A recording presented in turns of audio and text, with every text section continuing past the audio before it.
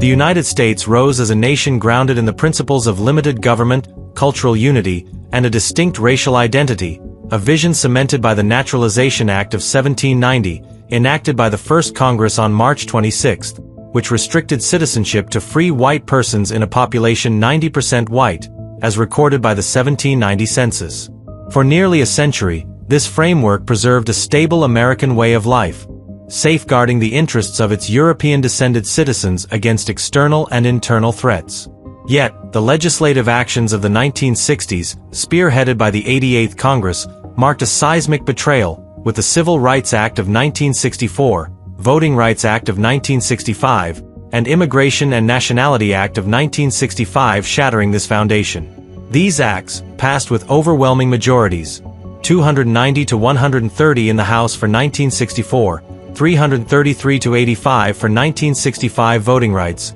and 318 to 95 for 1965 immigration, introduced a subversive agenda that favored minority groups, eroded white dominance, and invited chaos. The architects, predominantly from the GI generation born between 1901 and 1927, included 40 to 50% World War II veterans and some World War I survivors, individuals who should have fortified national strength with their wartime experience. Instead, they succumbed to corrupt ambition, passing legislation that undermined the unity they once defended, a paradox that exposes their duplicity. The narrative of this subversion traces back to the GI generation's return from global conflict, where they endured 405,000 American deaths in World War II,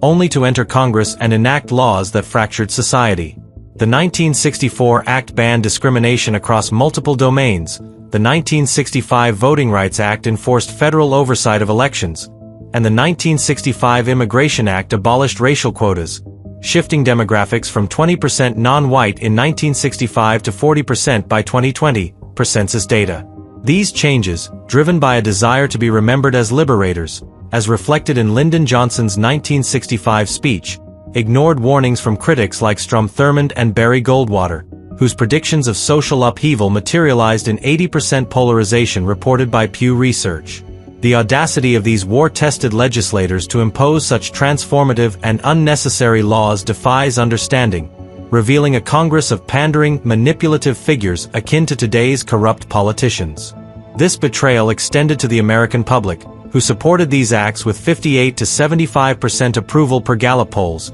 duped by media narratives or misguided notions of progress, and included voters who accepted the 19th Amendment of 1920 as a catalyst for further rights expansion. This essay examines the perplexing shift from wartime unity to legislative folly, spotlighting the GI generation's role in passing these acts, their manipulation by unseen forces with globalist plans, banker schemes, or subversive designs, and the complicity of an uninformed electorate. The 1960s adults, shaped by the resilience of World War I and World War II, should have upheld the nation's strength, yet their actions, mirrored by the lying, cheating legislators of 2025, unleashed a subversive tide. From the Missouri Compromise of 1820 to the 14th Amendment of 1868, early legislative overreach like the Indian Removal Act of 1830 set the stage. But the 1960s marked a climax with 21,000 EEOC lawsuits in 2023 and $150 billion annual immigration costs, per 2023 Federation for American Immigration Reform estimates.